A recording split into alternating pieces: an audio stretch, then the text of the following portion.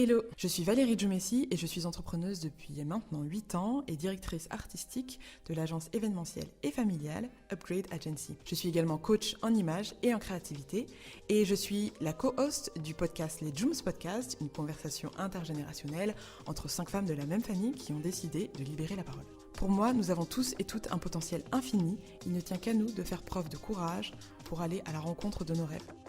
Alors bienvenue dans Amulette, mon nouveau podcast qui est également la réalisation d'un rêve, une bulle de 10 minutes qui sortira chaque semaine et dont les maîtres mots sont la vulnérabilité, la liberté et l'authenticité. Alors soyez libres, soyez courageux et pas parfaits et installez-vous confortablement.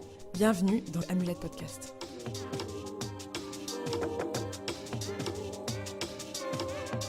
Hello à toi et bienvenue dans ce nouvel épisode d'Amulette Podcast. Je suis Valérie et je suis ton host pour ce nouvel épisode dans lequel j'aimerais t'emmener dans un monde incroyable, dans le monde fantastique, dans le monde un peu terrifiant même, de la matrice. Oui, la matrice. Matrix, tu comprends, il y a une référence au film. Et en fait, j'aimerais t'expliquer 2-3 choses que je trouve fondamentales sur les différentes réalités auxquelles on fait face dans notre société. Ces derniers temps, comme tu le sais, confinement oblige, ça te permet en fait de révéler un peu plus ton caractère et surtout, moi personnellement, ça m'a permis de faire des choses que j'avais pas du tout eu le temps de faire avant, ou disons que je n'avais pas pris le temps de faire. Par exemple, j'ai un truc tout bête, mais réaménagé mon appartement parce que en fait je rentrais chez moi et je me disais mais ça correspond pas à la personne que je suis aujourd'hui, il y a trop de choses, genre il y a des fringues partout, et c'est trop de trop. Donc j'ai épuré mon appartement pour que ça soit un lieu qui vraiment reflète l'état d'esprit dans lequel je suis aujourd'hui. Je me suis également séparée de pas mal de choses que j'avais accumulées au fil des années et beaucoup de fringues, oh my god, like beaucoup de vêtements et ça a été un vrai effort pour moi de faire ça parce que je me suis rendu compte bien évidemment que j'attachais une importance particulière à mes vêtements que je considérais comme une part de mon identité, la fille stylée. Et donc si je n'avais pas suffisamment de vêtements pour remplir ce rôle de fille stylée entre guillemets, ben dans ce cas-là je perdais mon identité. Donc voilà, je me suis débarrassée de 2 ou 3 sacs de fringues. Et j'ai également regardé des films qui sont dans ma liste de films à voir depuis un paquet de temps et que j'ai juste pas pris le temps de regarder. Donc typiquement, je me suis replongée dans l'univers Marvel pour arriver... déjà pour qu'on arrête de me charrier au taf, parce que mes collaborateurs ont tendance à me charrier et me dire que je ne regarderai jamais Avengers Infinity. Donc voilà, je suis sur le chemin d'eux. J'ai fait une bonne quinzaine de films et j'en ai encore quelques-uns à voir. Et j'ai regardé Matrix. Du coup Matrix 1 qui est sorti en 1999 des sœurs Wachowski, et j'ai regardé également Matrix Reloaded qui est sorti en 2003. Et en fait ces 2 films ont paru une évidence. C'était évident pour moi de les regarder pendant cette période de confinement parce que la manière dont cet événement mondial est vécu et est utilisé parfois par les médias, par les politiques pour en faire des outils qui vont nourrir une anxiété sociale, une anxiété mondiale, qui vont nous rappeler que nous sommes en guerre. Nous sommes en guerre. Quand même des mots très très forts, m'a fait rappeler qu'on était vraiment dans une matrice. La matrice est universelle. Elle est omniprésente. Elle est avec nous ici, en ce moment même. Tu la vois chaque fois que tu regardes par la fenêtre ou lorsque tu allumes la télévision. Tu ressens sa présence quand tu pars au travail, quand tu vas à l'église ou quand tu paies tes factures. Elle est le monde qu'on superpose à ton regard pour t'empêcher de voir la vérité. Quelle vérité ? Le fait que tu es un esclave, Néo. Et si tu sais pas et si tu comprends pas ce que je veux te dire, alors j'aimerais que toi et moi, on se mette à la place de Néo. Je sais pas si tu as vu Matrix, mais je te fais le pitch rapidement. Néo, c'est un informaticien qui bosse le jour, en gros, dans une boîte, je crois que c'est à New York, mais je suis même pas certaine, dans une boîte où en fait il fait un job qui le fait clairement chier. Et il est hacker la nuit, où il fait des hacks sur des programmes, il détourne des bails, bref, il a une double identité, comme on a clairement tous. Et donc Néo, en fait, c'est The One, c'est l'élu. C'est le personnage qui a été choisi pour vivre cette aventure folle, pour comprendre ce qu'est la matrice. Donc dans ce nouvel épisode, Faisons comme si cette matrice existait vraiment. Vraiment. Parce que c'est totalement imaginaire tout ce que je vais te dire à partir de maintenant. Ou pas. Alors, Neo, donc dans le monde pré-matrice, pré-rencontre avec Trinity, tout est un peu fade en fait. Même tu le vois dans le film, les couleurs sont assez fades, les gens sont tous habillés de manière très fade, très gris, très terne. Et voilà à quoi est-ce que ça pourrait faire référence dans notre vie d'aujourd'hui. Par exemple, si tu passes beaucoup plus de temps que tu n'estimes raisonnable à regarder, je sais pas moi, la télé, les infos, ou encore à engloutir Netflix, OCS ou encore Disney+, si tu as toujours cette impression que quoi que tu fasses, que quoi que tu dises, c'est jamais assez, et donc tu n'es jamais assez, si tu cours après la prochaine gratification immédiate, avec la prochaine notification Instagram, le prochain shot de dopamine comme ça qui te fait du bien sur le court terme, mais qui n'a aucun intérêt positif pour toi sur le long terme, si tu attends toujours quelque chose pour finalement être heureux et heureuse, tu vois, t'es en mode... je serai heureux quand j'aurai ce nouveau job. Je serai heureux quand je serai dans une relation avec cette meuf. Je serai heureux quand j'aurai ce nouveau truc. Je serai heureux quand. Si tu cherches des réponses de manière systématique à l'extérieur de toi pour te sentir bien, alors, je le confirme, tu es dans la matrice. Alors je te rassure, c'est pas un podcast d'honneur de leçons. La matrice dont je parle, on y est tous et toutes confrontés à un moment donné dans notre vie et on est tous branchés à plus ou moins certains degrés. Et moi j'ai voulu identifier juste 2 matrices qui, je pense, sont celles qui anesthésient les plus. T'as la matrice qui est celle du monde, celle qui te dit qui aimer, quoi acheter, comment consommer, comment penser, celle qui t'impose un diktat de la beauté qui en fait rend dans ton cerveau, qui a un impact sur ton choix de partenaire, alors même que tu as l'impression d'être libre de tes choix, mais qu'en fait quand t'as bouffé pendant des années des stéréotypes de mecs ou de nanas qui sont complètement genre seins gonflés, bouche refaite, ou des mecs hyper baraques et qui représentent selon toi l'homme idéal ou la femme idéale, t'es victime de ce diktat. T'es victime de ce diktat de la forêt, T'es victime de ce diktat de la beauté également, parce que quand tu vas te regarder dans le miroir, étant donné que tu ne peux pas ressembler à ces personnes qui n'existent elles-mêmes pas, eh bien tu vas te sentir totalement à côté de toi, tu vas te sentir inadéquat, tu vas dire non mais regarde, mes seins ils sont trop petits. Moi pendant longtemps, mon gros complexe c'était mes cuisses. Je trouvais que j'avais des cuisses qui étaient bien trop grosses. Bien trop grosses par rapport à quoi ? Par rapport à qui ? D'ailleurs, ça me fait penser à toute cette tendance grossophobe qu'on trouve en ce moment sur les réseaux sociaux avec ce confinement où les gens disent « Ah là là, dans cette semaine, je serai obèse !» Alors, c'est pas drôle, déjà, et il faut arrêter, en fait, de se mettre la pression comme ça par rapport à son corps et à ce diktat de la minceur qui n'est pas sain. Voilà, merde.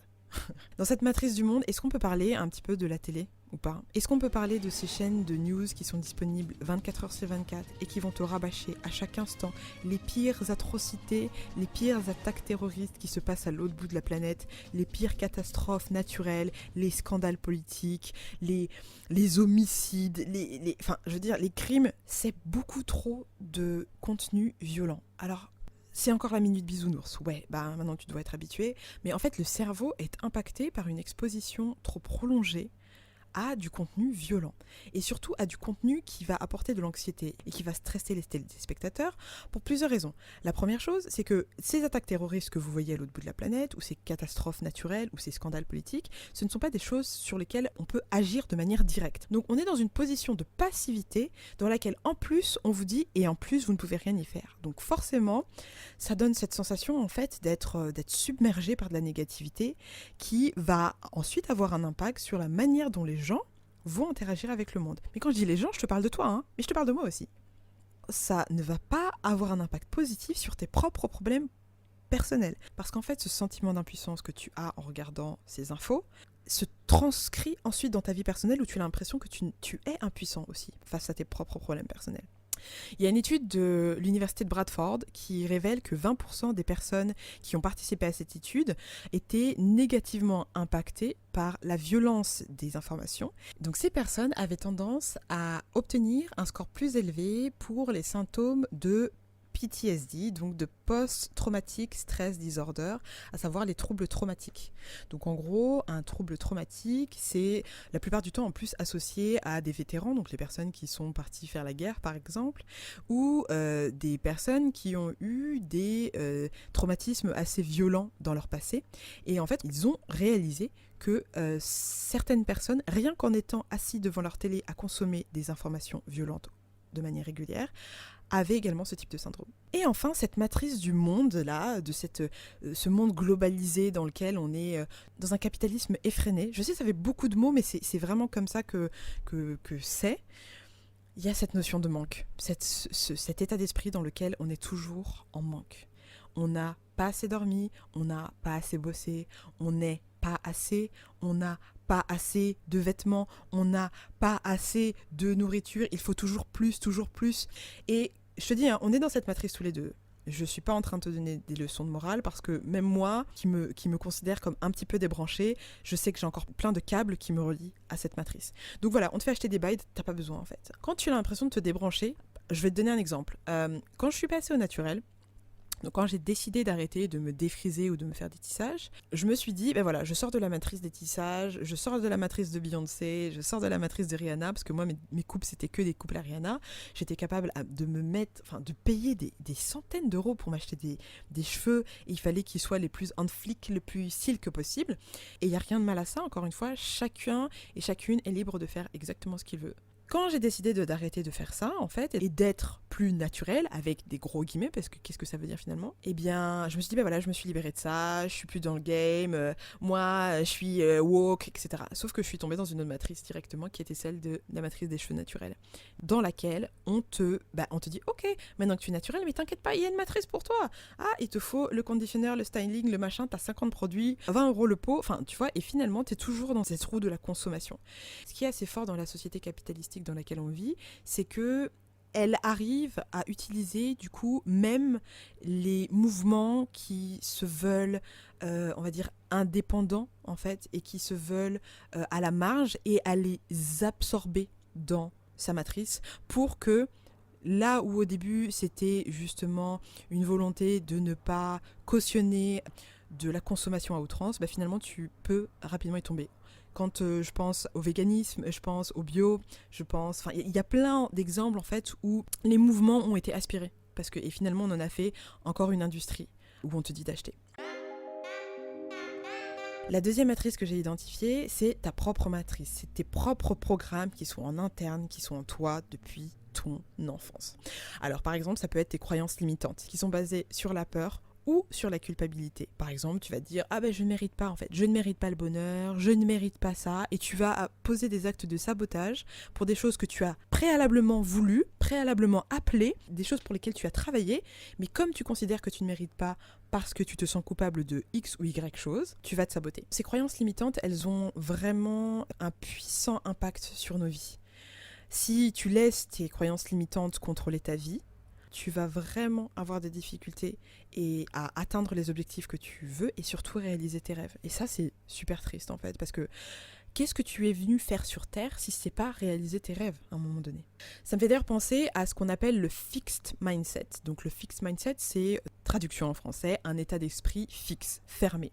Il y a une professeure et psychologue américaine qui s'appelle Carol Dweck, qui est notamment diplômée de l'université d'Harvard aux États-Unis et de Stanford, soit dit en passant, qui a conceptualisé ce que c'était qu'un fixed mindset et qui l'a opposé à ce qu'on appelle un growth mindset, donc on va dire un état d'esprit de l'expansion ou de la croissance. Moi je trouve ça passionnant en fait. Je trouve ça passionnant parce qu'une fois que tu l'as en tête, que tu l'as compris, tu as la possibilité assez facilement et assez rapidement d'identifier les moments où tu es en fixed mindset et les moments où tu es en growth mindset. En fait, le fixed mindset, donc cet état d'esprit dans lequel tu es limité, c'est également une croyance limitante, justement. Dans cet état d'esprit-là, tu vas la plupart du temps éviter les challenges. Tu vas considérer que ton intelligence est statique. Donc en fait, en gros, ton intelligence, c'est une quantité, on va dire, et que ça ne peut pas évoluer. Face aux obstacles, tu vas rapidement laisser tomber. Tu vas considérer que les efforts sont inutiles ou que ça peut rendre les choses pire qu'elles ne le sont déjà. Et quand c'est les critiques, tu vas avoir tendance à vraiment ignorer les critiques, ou tu vas juste te refermer face aux critiques négatives. Tandis quelqu'un qui a un mindset plus autour de la croissance, donc le growth mindset, pour lui c'est assez simple en fait, parce que tous les challenges sont une opportunité de se développer et de devenir une nouvelle version et une meilleure version de lui-même. Il considère qu'il ou qu'elle n'est pas uniquement l'intelligence qu'elle a aujourd'hui, et qu'elle est capable d'accomplir des choses qu'elle n'arrive même pas encore à faire aujourd'hui, parce qu'elle a conscience de son potentiel. Et elle va utiliser par exemple les critiques comme un moyen de s'améliorer et de devenir meilleure. Donc voilà, donc tu as la différence entre le fixe et le growth mindset qui est hyper important, et quand tu as un fixed mindset, clairement, c'est compliqué. Alors, la chose quand même à noter, c'est qu'un fixed mindset, encore une fois, hein, c'est toujours la même chose. C'est pas la destination qui compte, c'est vraiment le chemin. Ce que je veux dire par là, c'est que sur certains sujets, tu peux avoir un fixed mindset, et sur d'autres, tu peux avoir du growth mindset. Et parfois, sur des choses sur lesquelles avant, tu avais un état d'esprit qui était fermé, et bien peut-être qu'il va s'ouvrir, et inversement. C'est vraiment une gymnastique à adopter tout au long de ta vie pour toujours continuer à te développer et surtout à voir là où est-ce que tu te bloques toi-même. Un des pièges aussi qui peut faire partie de tes croyances limitantes, c'est ce qu'on appelle l'adaptation hédonique. C'est en gros l'idée que nous, en tant qu'êtres humains, on a tendance à prendre les choses pour acquis. Toutes les choses qu'on fait et toutes les choses qui changent dans notre vie, on va à un moment donné s'adapter à cette nouvelle norme. Typiquement là, bon, même si c'est un peu difficile toujours, le confinement, les 2 premières semaines, c'était vraiment chaud parce qu'on se disait « Non mais attends, c'est quoi cette nouvelle façon de fonctionner ?» Et finalement, même si au bout de 7 semaines, c'est toujours un peu difficile, eh bien on a pris des habitudes. Et on arrive même parfois à revenir à un état de bonheur ou de joie qui est similaire à ce qu'on pouvait avoir avant le confinement. Et donc ça s'appelle l'adaptation hédonique. Ça fait vraiment partie de la condition humaine parce que les humains sont censés s'adapter pour survivre et survivre à des environnements qui sont changeants. Donc on s'adapte à ce qui nous arrive positivement et on s'adapte à ce qui nous arrive négativement. Je vous donne un exemple. Tu perds ton job, tu romps avec ta copine ou ton copain. Au début, ça va être compliqué et tu as l'impression en fait que tu ne seras jamais heureux, plus jamais heureux de ta vie ou heureuse de ta vie. Donc tu vas avoir une phase où en fait ton niveau de bonheur et de satisfaction va vraiment plonger dans les abysses parfois. Mais au bout d'un moment, ça va remonter de manière assez naturelle parce que tu t'es adapté à cette nouvelle norme. Et cette nouvelle norme, en fait, va remonter ton niveau de satisfaction à un niveau qui est plutôt stable. Et ça s'appelle l'adaptation hédonique. Pourquoi est-ce que je t'explique ça ? C'est que ce que tu vas chercher quand tu dis « je serai heureuse quand j'aurai la nouvelle voiture » ou « quand j'aurai la nouvelle maison » ou « quand j'aurai le nouveau gars ou la nouvelle go », sache juste que ton niveau de bonheur va être à fond pendant un petit moment et ensuite il va revenir à un niveau plutôt stable. Je vais te donner un exemple tout bête, mais par exemple, j'ai attendu pendant, je crois, 3 mois, l'ordinateur sur lequel je suis aujourd'hui, qui fait tablette et ordinateur, je l'ai attendu pendant 3 mois. Je rêvais du truc. Et quand il est arrivé, bah, j'étais contente 1 semaine. Et après, genre, voilà. Pourtant, je me disais que ça allait changer ma vie. Et ça a changé ma vie dans une certaine mesure. Mais finalement, le bonheur et la satisfaction qui, normalement, auraient dû durer hyper longtemps, bah, c'est revenu très, très rapidement à quelque chose de plus stable. Voilà les 2 types de matrices que j'ai identifiées, mais en réalité, il y en a plein d'autres des matrices, il y en a plein d'autres. Ce qui est important maintenant, c'est de savoir pourquoi est-ce que c'est fondamental, je pense, de sortir et de se débrancher quand même de certaines matrices, c'est parce qu'elles ne nous font pas du bien. Parce que déjà, elles ne nous font pas du bien parce qu'elles nous empêchent de prendre des bonnes décisions dans notre vie. Quand je t'ai parlé tout à l'heure de la manière dont tu consommes, les personnes que tu aimes, etc. Ce ne sont pas des décisions qui te rendent service en fait sur le long terme. Tu peux avoir une gratification immédiate et un shot de dopamine qui est l'hormone du plaisir, super. Mais sur le long terme en fait, ça peut t'amener à te sentir moins bien. Également, moi je suis une grosse militante de je suis assez et donc tu es assez également et donc ça te permet quand tu te débranches de te rappeler que tu es assez parce que le fait juste que tu sois en vie, que tu existes est déjà un miracle et donc de ce fait tu n'as pas besoin d'acheter pour être assez. Quand tu es dans la gratitude, dans cette idée que en fait tu peux être reconnaissant de tout dans ta vie, même si des petites choses, l'air que tu respires, ta maison, la nourriture que tu as mangée, le sourire de ton neveu ou de ta nièce, quand tu es dans une attitude de gratitude, et bien dans ce cas-là, tu as bien conscience que tu as tout ce qu'il te faut autour de toi. Surtout si tu écoutes ce podcast, a priori. Si tu te débranches de la matrice, tu vas pouvoir participer à changer le monde. Et changer le monde, c'est beaucoup plus accessible que tu ne le crois, parce qu'il ne s'agit pas forcément de révolutions gigantesques et extraordinaires, mais c'est souvent dans les petits actes du quotidien, dans les petits actes de courage du quotidien, qu'on arrive à changer le monde à son niveau. Et enfin, et ça, si je te dis ça et que tu ne veux pas te débrancher, je ne sais pas quoi faire, si tu ne contrôles pas ton esprit, c'est que quelqu'un d'autre le contrôle pour toi.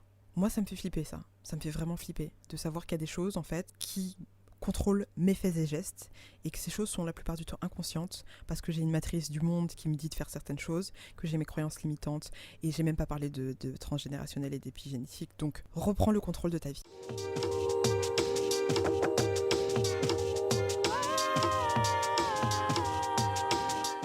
Alors, ok, maintenant je sais que t'es chaud et que t'es chaude pour te débrancher de la matrice, alors je vais t'expliquer comment faire. Enfin, des choses que je pense qui peuvent t'aider. La première chose, l'extrémiste en moi, on veut te dire jette ta télé, mais la personne plus modérée va te dire diminue de manière significative la consommation d'informations à la radio, à la télé, toutes ces choses qui viennent en fait te rappeler qu'on est dans un monde dans lequel les choses vont mal. Et oui, il y a certaines choses qui ne vont pas bien dans ce monde, mais il y a également des choses magnifiques et je pense que si on avait des médias qui étaient un peu plus dans l'objectif de nous faire nous sentir bien, eh bien également on aurait une vision du monde dans laquelle les choses partent moins en live qu'on a l'impression qu'elles partent en live. Je ne dis pas qu'elle ne part pas en live, mais je dis juste que quand on fait un focus sur les choses négatives, c'est compliqué en fait de voir le monde et la vie de manière positive. Pour te donner un petit exemple qui fonctionne très bien en marketing, mais je pense qui est applicable aussi dans la vie. Pour un avis négatif, par exemple, je sais pas moi, t'as commandé une prestation chez Upgrade Agency pour ton anniversaire, par exemple, t'as booké notre loft, hashtag pub, et en fait, tu mets un avis négatif parce que ça s'est mal passé, hashtag ça n'arrive pas. Eh bien, sache que nous, sur notre site, pour contrecarrer ton avis négatif, il nous faudra au moins 7 avis positifs. Donc tu vois un peu la puissance de la négativité dans ton esprit face à la positivité. La deuxième chose, c'est d'adopter le fameux growth mindset. Et je pense que je ferai un podcast dans ce sens-là pour t'expliquer comment adopter un growth mindset et comment identifier les endroits où tu n'es pas dans cet état d'esprit-là, dans lequel tu te dis que tout est possible et que tu peux tout apprendre. Mais je répète, tu peux tout apprendre. Et à partir du moment où tu as cette croyance-là en toi, the sky is the limit.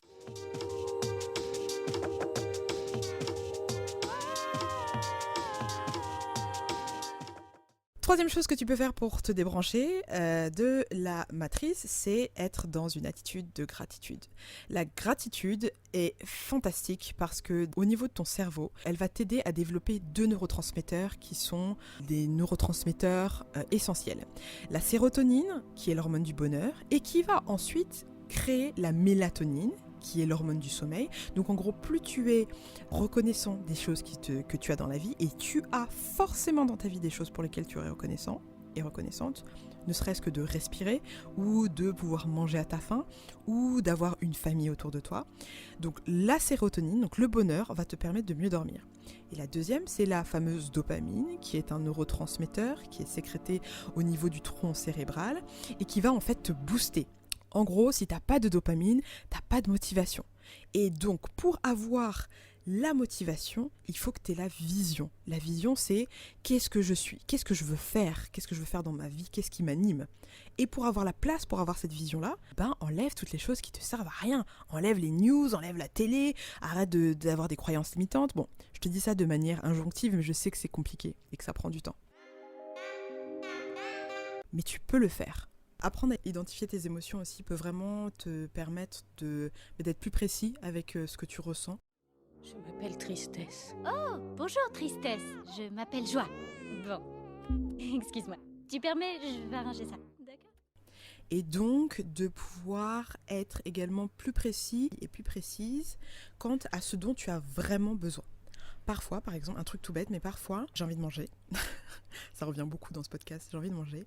Et en fait, je me rends compte que non, j'ai pas envie de manger, c'est que j'ai soif et que je dois boire de l'eau. Tout ça pour te dire que quand tu arrives à identifier tes émotions, tu vas avoir ta capacité d'attention qui va augmenter. Ça va faciliter pour toi le fait de prendre des décisions.